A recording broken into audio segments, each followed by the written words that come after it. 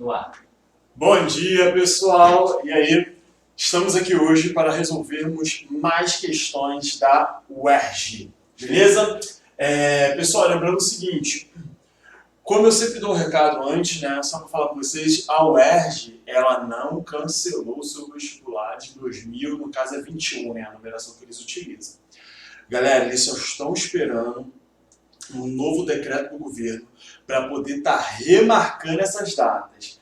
Tanto que a UERJ, ela se pronunciou falando o seguinte, há uma suspensão do primeiro exame que ocorreria agora, tá bom? Então vamos ficar esperto em relação a isso, vamos continuar estudando. Lembrando para você ter uma noção, a prova do Enem já está marcada. Isso quer dizer o quê? A gente sabe que essa pandemia, esse período de quarentena, não vai durar o ano de 2020 todo. E algumas datas não serão remarcadas. Por exemplo, o Enem, que vai ocorrer lá no final do ano. Nós estamos aí terminando o primeiro semestre, certo? Então nós temos que ficar esperto em relação aos nossos estudos. Pessoal, hoje eu trouxe questões da UERJ aqui para vocês, né? Como vocês já sabem. Vamos estar resolvendo algumas questões aqui, tá? E a gente aproveita para tirar algumas dúvidas. Então, uma das questões, eu vou usar o giz pela primeira vez na vida.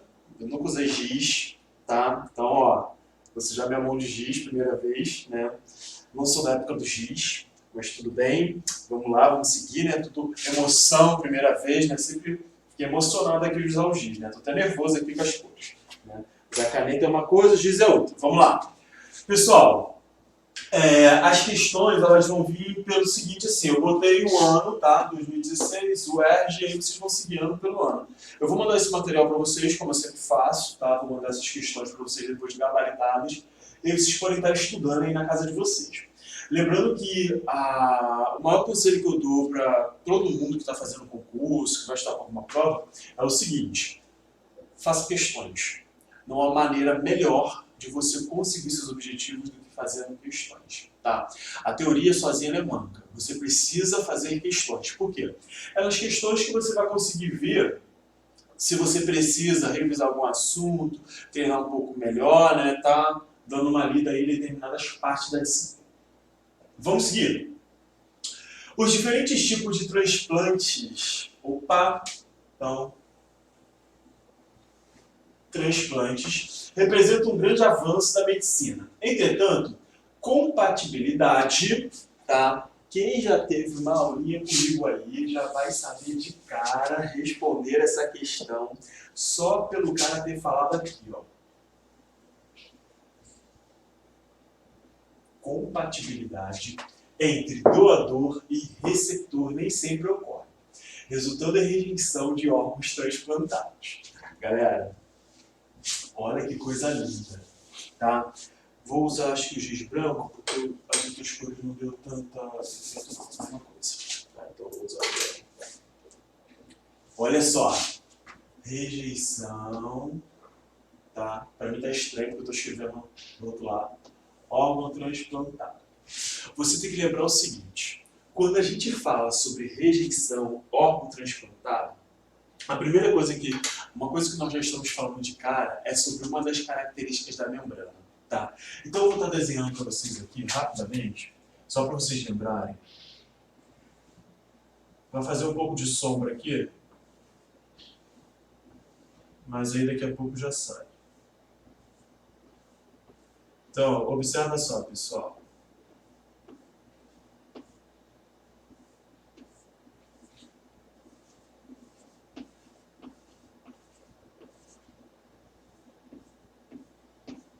Então, ó.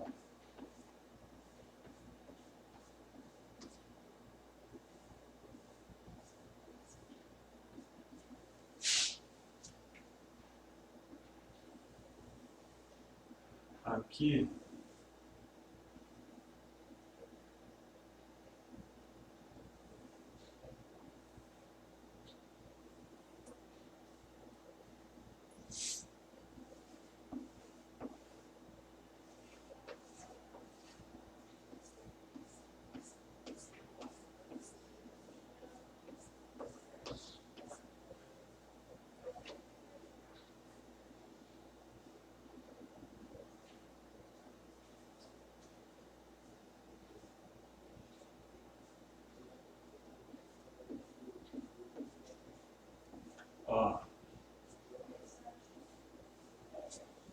Aqui, pessoal, eu estou fazendo o quê? Esse exemplo aqui, esse desenho aqui, eu vou ter que escrever nesse lado para fazer um pouco de sombra por causa do overscript, tá? Então, aqui, eu tenho a membrana plasmática, como vocês podem estar observando. Então, aqui eu vou ter a bicamada lipídica, tá? Então, cada molécula dessa daqui é um fosfolipídio. Essa daqui vai representar proteínas de membrana, tá? E o que vai acontecer, pessoal? A gente já sabe, nós falamos um pouco em aula, que eu tenho uma estrutura aqui chamada de matriz, tá? Então tem aqui, celular, tá? Essa matriz extracelular, ela vai ser composta, ela pode ser composta tanto por glicoproteínas, o que seria isso, pessoal? Quanto glicolipídios. As glicoproteínas nada mais é, né, glicoproteína do que açúcar ligado à proteína. E o glicolipídio seria esses açúcares, está ligado aos lipídios. Essa estrutura aqui externa, ela forma a matriz extracelular. Essa matriz extracelular vai ser responsável pelo reconhecimento de célula a célula, tá? Então, quando a gente fala, por exemplo, de grupos sanguíneos, nós estamos falando dessa matriz extracelular. E essa matriz, ela funciona então como se ela fosse o CPF da célula. Então, você tem o seguinte, como as células, no caso as células animais, apresentam essa matriz extracelular e ela funciona como CPF, quando entra no seu organismo uma outra célula que não apresente, tá, uma matriz extracelular que seja reconhecida pelo sistema imunológico, o que vai acontecer? Esse sistema ele tem por finalidade proteger o seu organismo. Então, qualquer indício de invasão, eles vão fazer uma sinalização na qual essa célula invasora vai ser atacada. Quando a gente fala de compatibilidade em relação ao transplante, a gente está falando sobre essa matriz extracelular. Essa questão ela já foi abordada tanto no Enem, quanto está sendo abordada aqui na UERJ, e não apenas uma vez, mas várias vezes, só que mudando um pouco o foco ali. Só que a principal parte que você deve saber para responder essa questão é sobre essa característica da matriz extracelular, funcionar como uma identidade, um CPF da célula, que vai ser reconhecido, tá bom? Então eu tenho aqui o seguinte, o componente da membrana plasmática envolvido no processo de rejeição, olha só a coisa linda, gente, o processo de rejeição é colesterol. Pessoal, o colesterol, ele está até presente na membrana. Você pode encontrar, por exemplo, você pode encontrar essa molécula aqui assim, ó, como se fosse esférica. O colesterol ele tem por função tornar essa membrana mais rígida. E isso é um fator evolutivo. Por quê? Pensa só o seguinte, indivíduos que vivem em ambientes extremos, por exemplo, bactérias que vivem em ambientes com alta temperatura. O que elas vão fazer? Elas vão adicionar baixo colesterol na sua membrana para tornar essa membrana mais rígida. Tá? Para quê? Para que ela não venha se desfazer devido ao aumento de temperatura. Diferentemente de organismos que vivem em ambientes mais frios, eles diminuem a quantidade de colesterol. Então, porque o ambiente já é frio e a membrana já se torna meio rígida. Devido à presença desse colesterol, a membrana ela pode se tornar um pouco mais rígida. Então, não é o colesterol que vai estar envolvido nesse processo de rejeição. Fosfolipídio, pessoal. Fosfolipídio, olha só.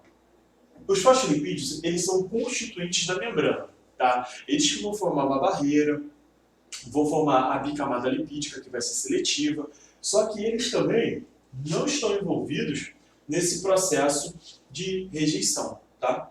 Citoesqueleto. Citoesqueleto é uma estrutura interna da célula. Esse citoesqueleto ele tem por função dar suporte às organelas, também a célula, né? Ele funciona como se fosse o arcabouço. Tá? Lembre-se de uma casa que apresenta vigas, que vai estar sustentando toda essa parede, o citoesqueleto ele funciona da mesma maneira. Tá? Então a gente tem os microtúbulos, os microfilamentos e os filamentos intermediários. E aqui a gente tem as glicoproteínas, que é o exemplo aqui, ó, açúcar ligado a uma proteína. Cristiano, sempre vai estar ligado a uma proteína transmembranar? Não. Eu posso ter uma proteína aqui, ó, uma proteína periférica, que é aquela proteína que não está atravessando a membrana, e aqui eu posso ter tá? Uma glicoproteína. Não deixa de estar ligado a uma proteína aqui em cima, que está embebida entre esses fosfolipídios, tá? Então, nossa resposta certa, a gente fica aqui, ó. Letra D, questão muito tranquila, muito simples. A gente só tinha que lembrar o quê? A função da matriz extracelular. Vamos para a próxima. Deixa eu apagar aqui esse quadro. Aí agora eu tenho o seguinte, olha só. Aqui vai dizer, esponjas e mexilhões podem ser considerados bioindicadores. Tá? Então, ó, bioindicadores. Eita. Bioindicadores. Uma vez que a análise de seus tecidos revela a concentração de poluentes na água. Isso ocorre pois no meio aquático, esses animais, desculpa, são caracterizados em sua maioria como... Pessoal, vamos lá. Primeira coisa que você tem que lembrar é o seguinte. O nosso amigo Bob Esponja, tá, que pertence ao filo dos poríferos, tá, ele é considerado um animal que não apresenta tecido verdadeiro. Tá bom?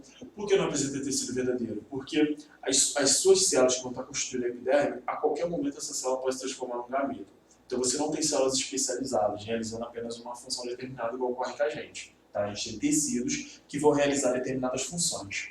Então olha só, quando eu falo em relação às esponjas e os mexilhões, esses animais, por que eles funcionam como bioindicadores? Quando você quer saber como anda a concentração de determinados metais, né, metais pesados, em um determinado rio, determinado lago, não sei, enfim, qualquer meio aquático, você pode fazer uma análise do tecido desses caras.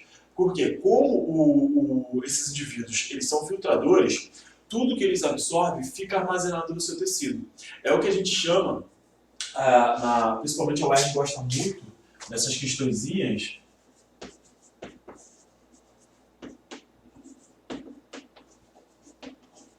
magnificação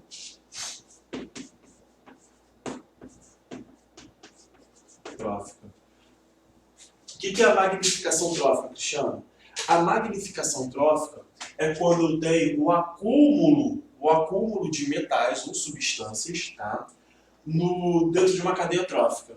Então, por exemplo, para vocês entenderem, esses indivíduos eles são filtradores. Então, aqui o mexilhão ele é um filtrador. O que isso quer dizer? Quer dizer que as partículas passam por entre alguns tecidos especializados na filtragem.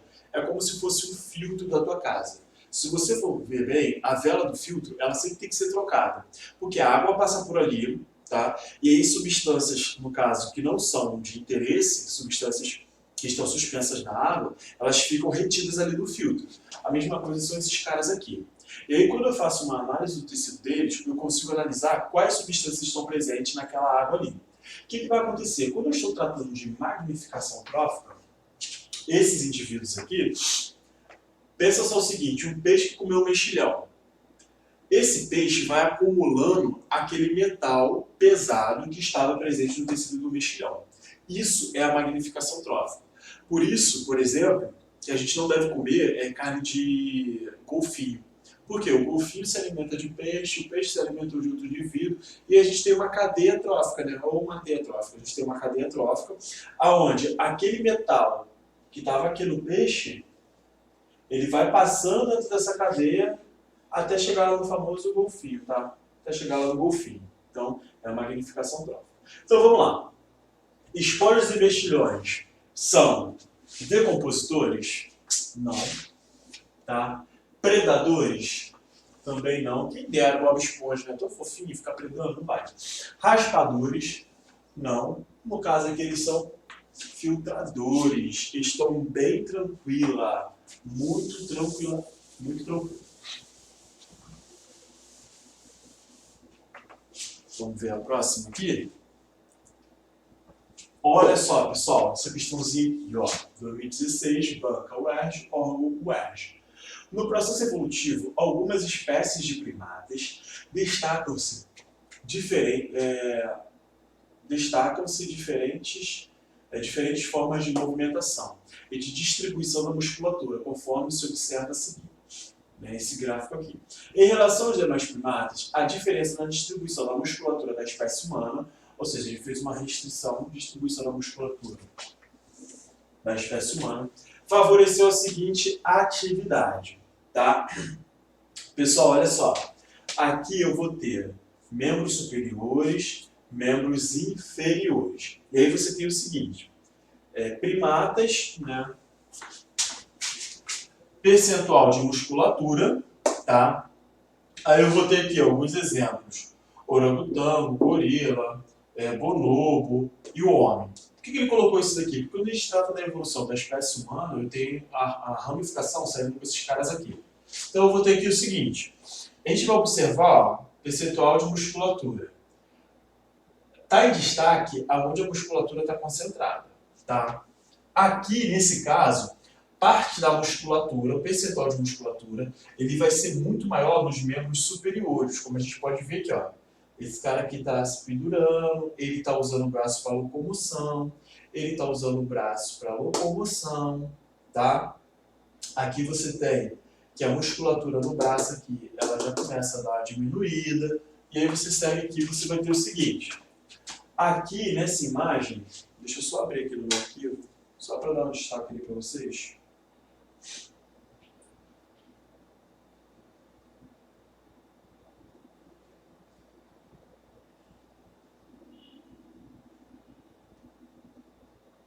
Ó, eu não sei se está aparecendo bem para vocês, mas aqui nessa imagem, a musculatura em destaque, ela está na perna, tá? Ela vai estar na perna. Aqui, ó. Parte pro braço, um pouquinho aqui, mas vai estar na perna, tá? Então vamos vendo aqui. Parte dessa musculatura, ela vai estar em destaque na perna, diferente de que está nos membros superiores. Aí ele te pergunta, em relação aos demais primatas, a diferença na distribuição da musculatura da espécie humana favoreceu a seguinte atividade. Pessoal, a diferença da distribuição da musculatura da espécie humana. Tá. Então vamos lá, olha só. Se eu comparar a distribuição que eu tenho aqui com a distribuição que eu tenho aqui, observe que eu tenho um maior percentual de distribuição dessa musculatura na espécie humana nos membros inferiores. Tá? A maior parte dessa musculatura está localizada nos membros inferiores. Aqui, pessoal, você tem que levar em consideração o seguinte. Quando eu estou tratando desses carinhas aqui, grande parte dessa musculatura apresenta maior distribuição nos membros superiores. Mas os membros superiores aqui, nesse caso, eles são usados para o quê? Para locomoção. Quando eu chego na espécie humana, observe que a maior parte dessa distribuição está nos membros inferiores. Tá? Aqui eu tenho uma porcentagem dos membros superiores? Tem. Mas quando eu faço uma comparação desse carinha aqui, que apresenta 20% da musculatura dos membros superiores, e desse cara aqui, que apresenta 60% da musculatura dos membros inferiores, eu vou ter o seguinte. Favoreceu qual atividade, pessoal? Ocupação de árvores. Nós humanos, nós ocupamos árvores? Tenho certeza que você falou que não, tá? Então, ó, ocupação de árvores não. Alimentação herbívora. Pessoal, muito menos. Locomoção quadrúpede. A musculatura, esse maior percentual de musculatura aqui, 60% da musculatura está distribuída nos membros superiores. Ele vai permitir a locomoção quadrúpede? Também não. Manipulação de objetos? Exatamente. Observe aqui o seguinte. Como parte dessa musculatura, 60%, está sendo utilizado na locomoção, tá? Os outros 40%, vamos pensar assim, a gente sabe que não é 40% na mão, não vai dar 100% perna e mão, está sendo utilizado para quê? Para manipulação de objetos. Então, observe esse carinha aqui, ó. Enquanto esses caras aqui usam os membros superiores para andar, né, esse cara aqui, ele já usa o quê? Os membros inferiores. Só que esses membros inferiores, apresentam uma porcentagem menor da musculatura, ou os membros superiores, desculpa, apresentam uma porcentagem menor dessa musculatura, enquanto que os membros inferiores apresentam 60%. Ou seja, os membros superiores ficaram para aqui, ó, manipulação de objetos, enquanto os membros inferiores ficaram para locomoção. Tá? Por isso que eu tenho essa diferença aí na distribuição da musculatura. Eu não preciso de tanta musculatura para poder manipular certos objetos. Agora, para andar, para correr, para me locomover no ambiente, se a gente for pensar de uma maneira evolutiva, você vai precisar sim de muita musculatura nesses membros aí, nas suas pernas aí, para estar se locomovendo. Beleza? Lembrando que eu vou estar botando para vocês, tá? Vou estar deixando para vocês aí, depois, esses slides aí. Vamos lá. A presença de nitrogênio e fósforo na alimentação de todos os seres vivos é fundamental ao bom funcionamento da célula. O processo celular que envolve diretamente a participação de moléculas compostas por esse elemento. Então vamos lá, o processo celular, tá? Então, processo celular que envolve diretamente a participação de moléculas compostas por esses elementos é. Pessoal, essa questão aqui é uma questão da UERJ, óbvio, mas é uma questão um pouco maliciosa. Por quê?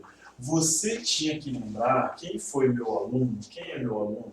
Quando eu estava falando sobre energia em aulas anteriores, eu falei o seguinte, galera, toma cuidado, porque a UERJ, ela cobra, né, pra gente, a UERJ cobra alguns detalhes, diferentemente do Enem. Então eu vou ter aqui, por exemplo, vou botar aqui fósforo.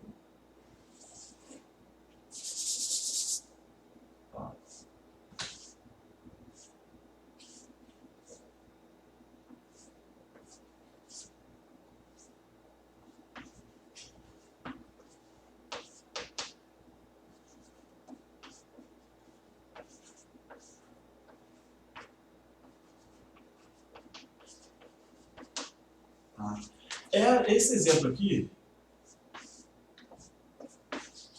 seria um exemplo do ATP. Então observe aqui o seguinte, eu vou ter, quando eu falo da molécula de ATP, eu vou ter uma base nitrogenada, deixa eu escrever aqui, mas deixa eu apagar isso aqui porque está muito feio. Eu vou ter aqui, por exemplo, uma base nitrogenada, eu tenho uma ribose e eu vou ter o quê? O fósforo, né? Então aqui é o seguinte, o processo que envolve diretamente a participação de moléculas compostas por esse elemento é, aí a UERJ ela traz aqui, ó, transmissão de impulso nervoso? Não. Reconhecimento de antígeno, sistema imunológico, nitrogênio e fósforo? Também não. Armazenamento? Escrever no verde? É, porque aí onde está escrevendo não está dando para ver. Aí escreve aqui? Isso. Mas dá para ver? Dá, daí dá para ver. Então, pessoal, ao vivo é bom por conta disso.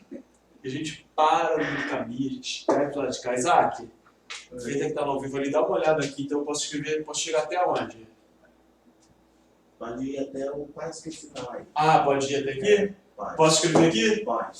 Azul. Então, olha só, pessoal, vou apagar ali, vou escrever aqui.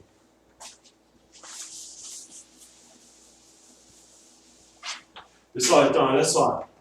Ao vivo é assim, ao vivo a gente para. Então eu vou ter aqui o seguinte, olha só. Fósforo, fósforo, fósforo. Eu vou ter lá. Então o que eu tenho que lembrar? Quando eu estou tratando, por exemplo, essa molécula aqui, ela vai ser o ATP, né? Adenosina trifosfato, né? Porque 3 fósforo.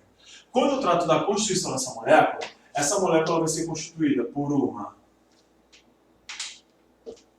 base nitrogenada, base nitrogenada,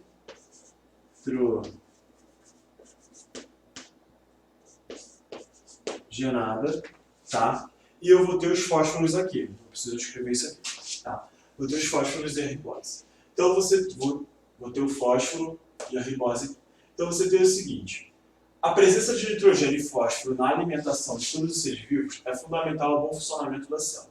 O processo que envolve diretamente a participação de moléculas compostas por esses elementos. Então, a participação de moléculas compostas por esse elemento. Pessoal, por que essa questão é um pouco maliciosa? Porque você vai ter que lembrar que para ocorrer a contração muscular, as células elas gastam energia.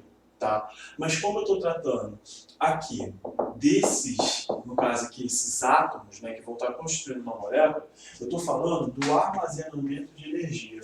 Se ele tivesse falado aqui sobre a participação do ATP, tá? Aí sim nós teríamos o quê? Várias alternativas, porque a gente sabe que o ATP participa desse processo. O ATP participa desse processo. Só que aqui, pessoal, o nosso foco é o nitrogênio e o fósforo. Tá? Por conta disso, não poderia ser nem a letra D e nem a letra A. Se ele falasse participação da molécula de ATP, beleza, seria isso. Mas quando ele pede somente a presença desses átomos aqui, ele está falando sobre o quê? Essa futura molécula que será constituída. Tá bom? Então a gente não marca essas outras alternativas ali, tá? A alergia ao giz já começou, né? Vamos seguir aqui. E aí nós temos o seguinte, olha só. Essa questãozinha é uma questão muito maneira, tá? Essa questão é muito maneira porque ela diz o seguinte. Primeira coisa que a gente tem que lembrar é o seguinte. Eu já falei para vocês que existe uma coisa chamada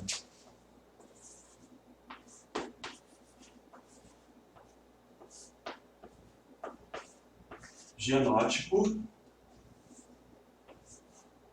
que vai ditar a característica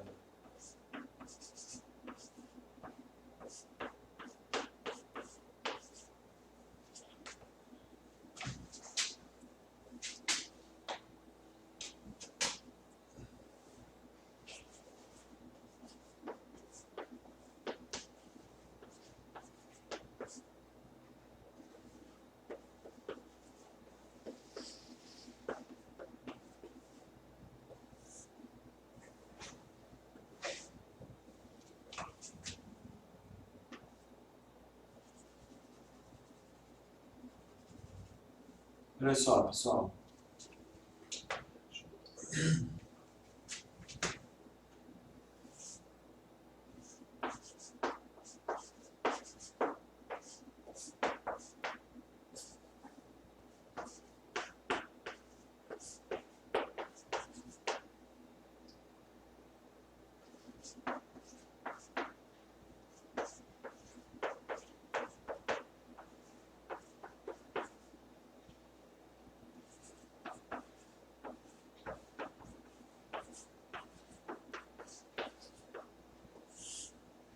Então eu vou ter aqui o seguinte. Quando eu estou tratando de material genético, eu tenho o genótipo, que é o quê?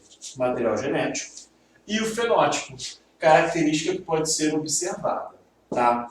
Para essa característica ser observada, olha que coisa linda. Eu vou precisar do quê? Daqui eu preciso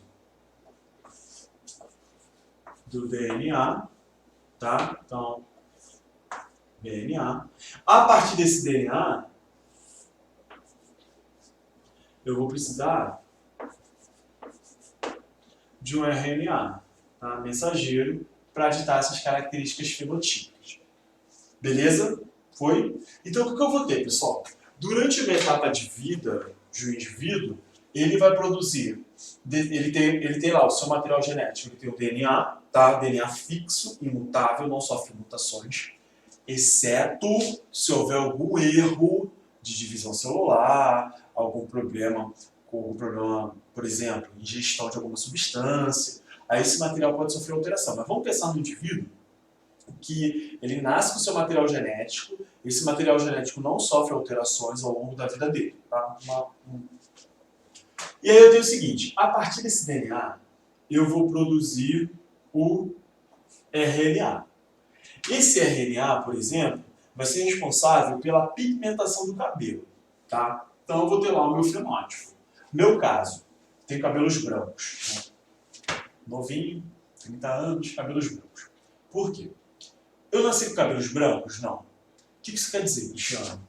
Quer dizer que durante um determinado período de tempo, o meu DNA produzia RNA mensageiro para que ocorresse o fator pigmentação. Tá? Pigmentação não. Depois de um determinado tempo, meu DNA parou de produzir esse RNA mensageiro, tá? E aí os melanócitos não produziram mais melanina. Meu cabelo começou a ficar branco. Então, voltando. Meu DNA, quando eu nasci, ele expressava uma determinada região que levava à formação de um RNA mensageiro para ocorrer o quê? Fator pigmento, que eu consegui observar, cabelo preto. Isso é o meu fenótipo. Depois de uma determinada idade, meu DNA começou a expressar uma nova região. A partir daí, ele parou de produzir, por exemplo, o RNA responsável pela produção de melanina. Tá? Pigmento lá qualquer. O que isso quer dizer? Ao longo do tempo, o meu DNA ele não sofre alterações. Tá? Mas eu tenho determinadas regiões que vão estar sendo expressas ou não. Então, voltando, toma cuidado com isso. Ao longo do ano, por exemplo, ao longo do tempo, desculpa, eu vou ter aqui o seguinte, ó. Eu tenho aqui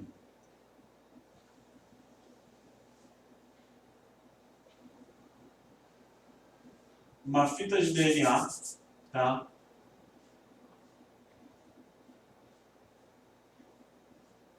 Então, eu tenho essa fita aqui. O que acontece? Quando eu tinha, por exemplo, até 10 anos,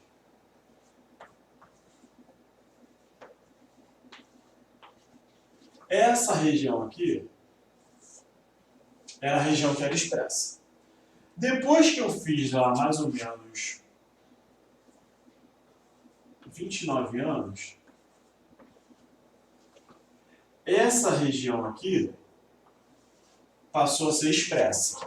Tá? Então, isso que ocorreu. A manifestação, a expressão de diferentes partes desse DNA aí.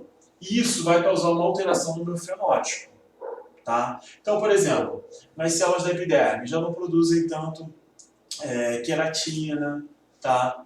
E aí a gente vai ter mudanças que vão ocorrendo ao longo do tempo. Então, depois disso daqui, olha só. Algumas células da pele de uma mesma rã foram retiradas em sua fase girina e depois em sua fase adulta. Então, observe isso aqui para mim, pessoal. Fase girina, fase adulta. Observe a tabela abaixo, na qual são mostradas as combinações possíveis de macromolécula DNA e RNA mensageiro. Os resultados referentes à comparação das macromoléculas das células da rã na fase girina e adulta estão indicados pelos seguintes números. Comparação entre as macromoléculas. Aqui você tem DNA e RNA. No DNA, você vai ter aqui, ó, mesma molécula, molécula diferente. Pessoal, quando eu estou tratando no caso do girino, depois a fase adulta desse cara, eu vou ter o seguinte, eu tenho DNA. Eu tenho duas opções. Esse DNA é o mesmo na fase de girino e na fase adulta? Esse DNA é diferente? Pessoal, a gente já sabe, como eu expliquei para vocês aqui, que apesar de nós observarmos características diferentes no girino e no sapo, por exemplo, né, uma rã no caso ali, a gente sabe que o DNA é o mesmo, tá? O que está acontecendo aqui é o quê? Na fase de girino, uma determinada região desse DNA está sendo expressa. Quando chega na fase adulta, outra região passa a ser expressa. E essa região, né, que era responsável por manifestar características, né, o fenótipo de girino, ela já não está mais expressa. Tá? Mas o DNA é o mesmo, ele não sofre alterações. Então, tanto o girino quanto a rã apresentam o mesmo DNA, é o mesmo indivíduo. O DNA não sofre alterações. O que vai sofrer alterações é o que? A expressão gênica. qual parte desse DNA vai estar sendo expressa naquele determinado momento. Então eu vou ter lá, a molécula é a mesma. Aí eu vou ter aqui, RNA mensageiro.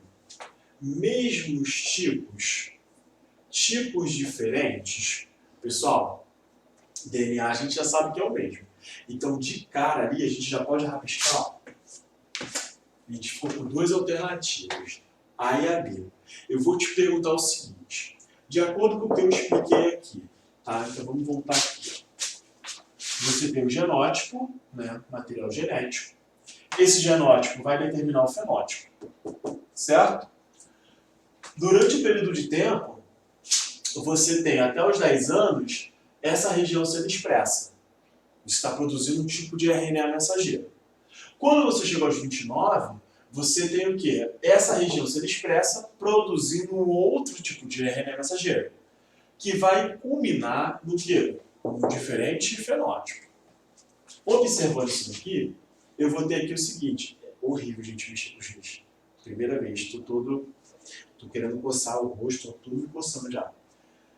Você vai ter aqui o seguinte, vamos todo reciclar. Olha só, você vai ter aqui o seguinte, durante a fase de girina, eu vou ter o mesmo RNA, o mesmo tipo de RNA que na fase adulta?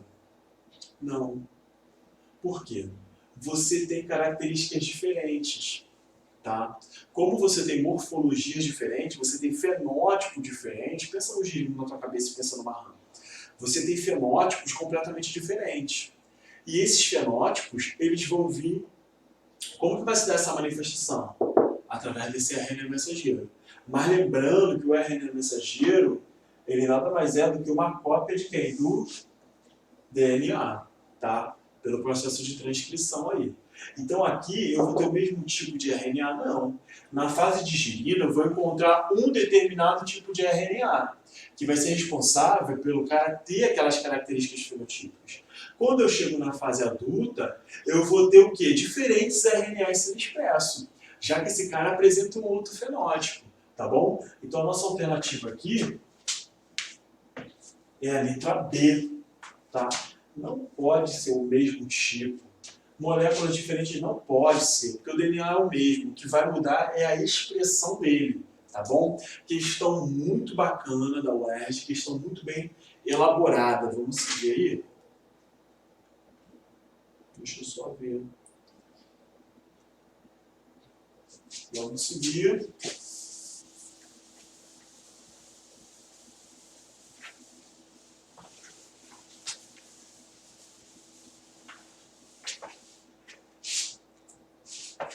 Pessoal, olha essa questãozinha que legal.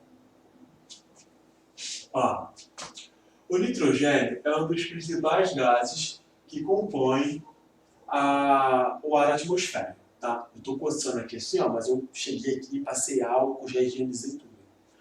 No esquema abaixo, estão resumidas algumas etapas do ciclo biogeoquímico desse gás na natureza.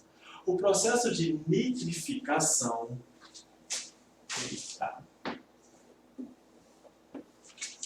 composto de duas etapas, e a desnitrificação, ambos executados por micro-organismo e estão identificados, respectivamente, pelos seguintes números. Pessoal, aí eu vou ter o seguinte. Aqui, deixa eu pegar aqui para ler.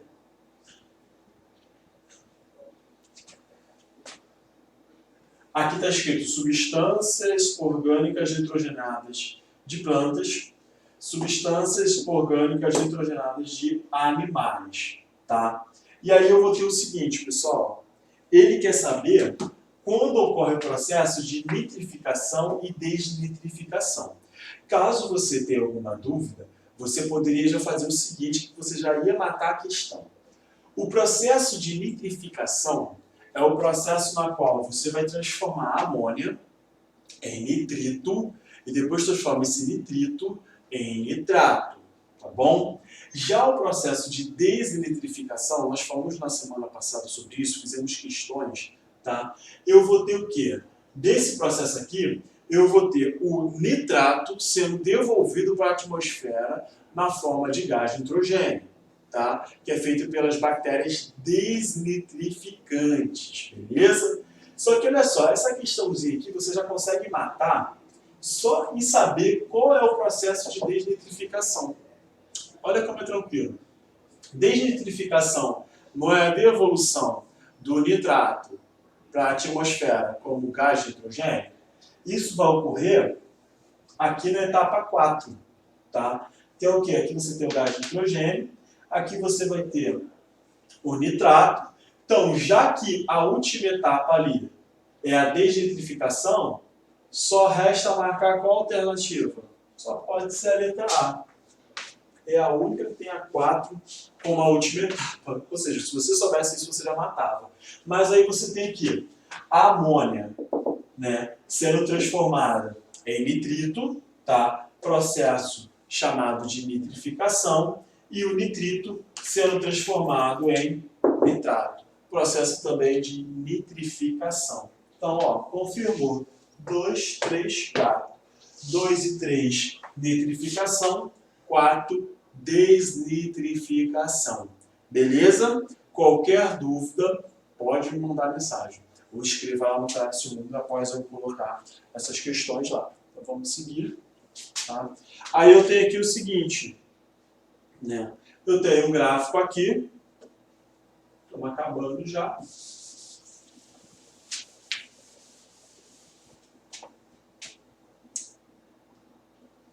Vamos lá. Em um ecossistema lacustre, né, habitado por vários peixes de pequeno porte, foi introduzido um determinado peixe carnívoro. Tá? Então, eu tive a introdução do peixe carnívoro. A presença desse predador provocou variação das populações de seres vivos ali existentes, conforme mostra o gráfico a seguir. A curva que indica a tendência da variação da população de fitoplânctons. Pessoal, o que são fitoplânctons? São algas unicelulares.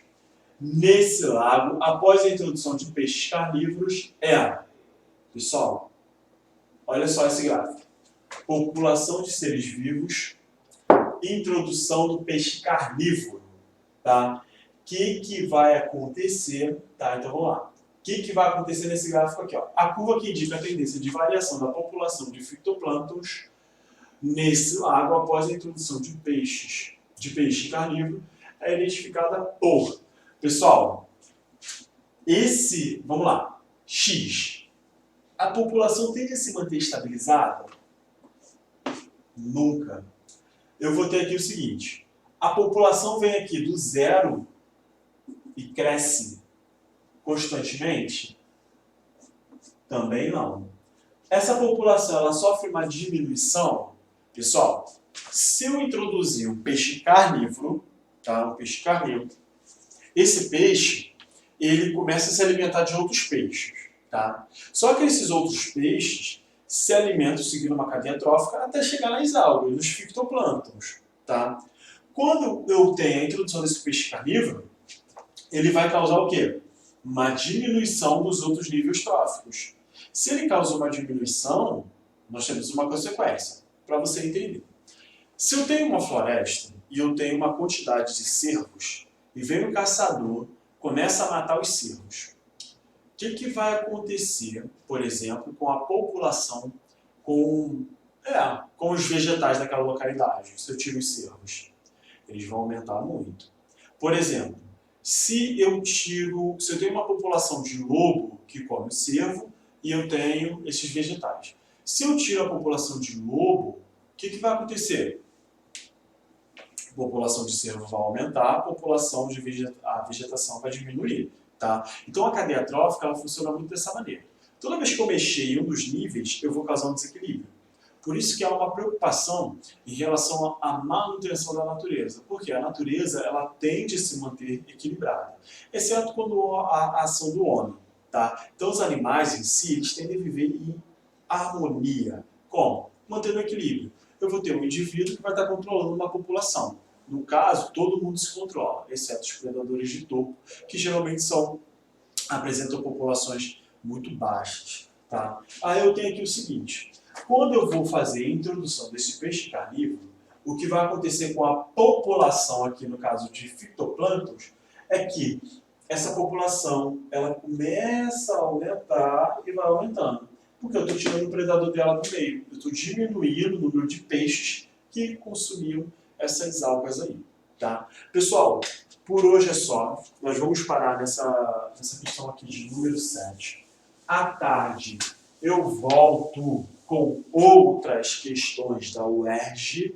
Tá? À tarde tem mais 7 questões da UERJ. Tá bom? Então, à tarde eu estou aí de volta com questões novas, questões inéditas para nós resolvermos aí. Continue estudando, tá? Daqui a pouco tem o professor Lucas aí para dar aula de física, tá bom? Então, aguardo vocês nas próximas videoaulas. Beijo nas crianças!